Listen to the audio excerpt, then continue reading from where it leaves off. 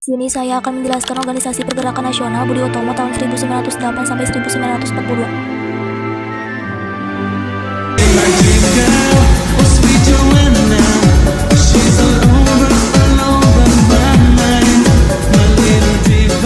Budi Utomo adalah organisasi pergerakan modern pertama di Indonesia yang menjadi tonggak awal masa kebangkitan nasional.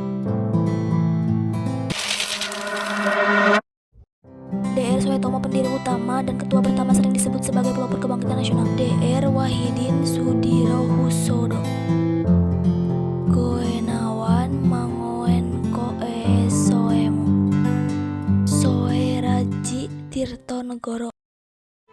Cerita kronologis dan perjalanan organisasi tahun 1908 sampai 1942.